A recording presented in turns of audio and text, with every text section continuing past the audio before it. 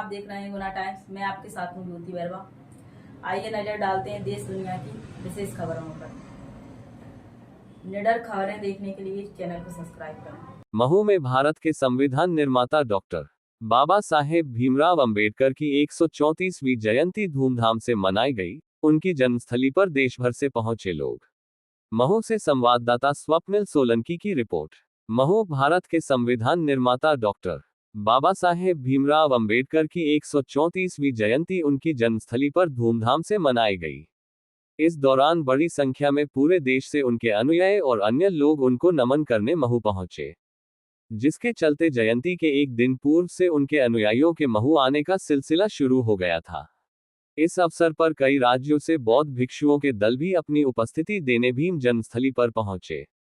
प्रत्येक वर्ष की तरह इस वर्ष भी परंपरा के अनुसार शहर में जुलूस के माध्यम से अस्थि कलश दर्शन कराया गया और अर्धरात्रि में 12 बजे के लगभग स्मारक पर बाबा साहेब को गार्ड ऑफ ऑनर दिया गया। उसके बाद पटाखे चलाकर रंग बिरंगी आतिशबाजी भी की गई। 14 अप्रैल जयंती पर प्रदेश के मुख्यमंत्री डॉक्टर मोहन यादव, मंत्री कैलाश विजयवर्गीय, मंत्री तुलसी सिलावट, महू विधायक सुश्री उषा ठाकुर, राज्यसभा सांसद सुश्री कविता पाटीदार सहित अन्य बीजेपी के नेताओं ने बाबा साहेब की प्रतिमा पर पुष्पमाला अर्पित कर नमन किया। दूसरी ओर कांग्रेस पार्टी के प्रदेश अध्यक्ष जीतू पटवारी ने अपने पदाधिकारियों के साथ महू पहुंचकर डॉक्टर अंबेडकर को नमन किया। इनके अलावा समता सैनिक दलों सहित अन्य दलों ने परेड के माध्यम से बाबा साहेब को सलामी दी। इसके साथ ही पुलिस और प्रशासन के अधिकारियों ने सुरक्षा और अन्य व्यवस्थाओं की जिम्मेदारी बखूबी निभाई। महू डॉक्टर भीमराव अंबेडकर जी की जन्मस्थली और ये खास करके एक ऐसे महापुरुष का जन्म हुआ इस स्थान पर जिसने पूरे भारतवर्ष के सामाजिक समीकरण में समता, बंधुत्ता, एकता, भाईचारे के लिए एक अलग प्रकार से जीवन जीते हुए आज़ादी के पहले से ही समाज में आने वाली भविष्य की चुनौतियों को समझ करके सामाजिक एकता में जिनने बड़ा योगदान दिया, ऐसे डॉक्टर भीमराव अंबेडकर जी जिनकी कई प्रकार की उपलब्धियां समाज आज भी स्मरण करते अपने आप को गौरवान्वित होता है। मैं मध्य प्रदेश सरकार की ओर से पुण्य स्मरण करने के साथ अपनी आदरांजलि देने यहाँ उपस्थित हूँ। मेरे साथ माननीय उप मुख्यमंत्री जगदीश देवड़ा जी, माननीय मंत्री भारत सरकार श्रीमती ठाकुर जी, माननीय मंत्री तुलसी सिलावट जी, माननीय सांसद कविता पाटीदार जी, माननीय यहाँ की विधायक हमारी सुश्री उषा ठाकुर जी और हम सब ने मिलकर के हमारे उत्तर प्रदेश सरकार के पूर्व मंत्री और MLC लोग बहुत चले, बाकी लोग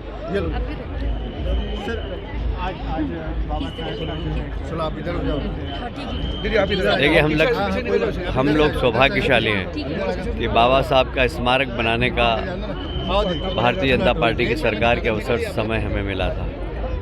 पंच तीर्थ जो बाबा साहब के हैं, चाहे वो जन्म स्थल हो, चाहे वो उनका शिक्षा स्थल हो, दीक्षा स्थल हो, चाहे उन्होंने जहाँ पर अंतिम सांस ली थी वह चैतन्य भूमि हो, सब निर्माण करने का काम भारतीय जनता पार्टी की सरकारों ने किया है और इसलिए हम सौभाग्यशाली कि अवसर हमें मिला है। और बाबा साहब ने जिस प्रकार देश को संविधान देकर एक सूत्र में बांधा है और गरीबों को उसका हक दिलाया है, निश्चित रूप से वो हमेशा अजर अमर रहेंगे।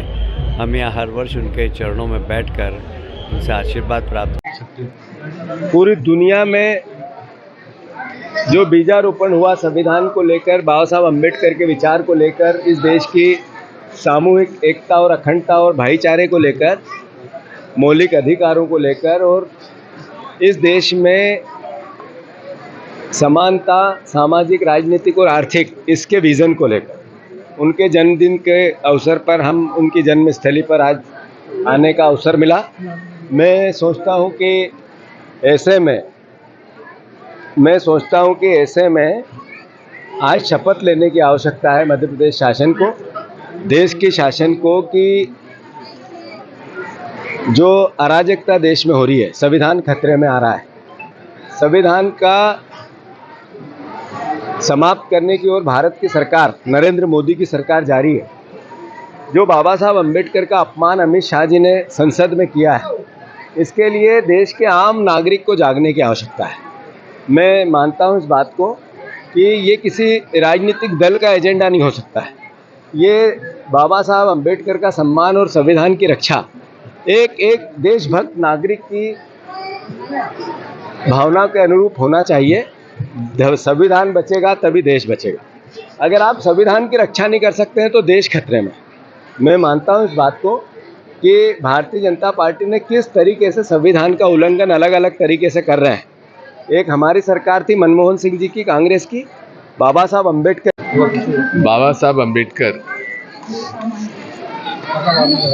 के संविधान पर अनेक प्रकार से प्रहार किए जा रहे हैं। बाबा साहब अम्बेडकर के विचारों का सम्मान होना चाहिए। बाबा साहब अम्बेडकर ने जो दलित, वंचित, अनुसूचित जाति, जनजाति तथा अल्पसंख्यक समुदाय और सभी गरीबों के लिए जो संविधान में प्रावधान रखा, उसके साथ अन्याय किया जा रहा है। अनुसूचित जाति, जनजाति के लिए पहले केंद्र के बजट में अलग से प्रावधान होता था, आज वो समाप्त कर दिया गया।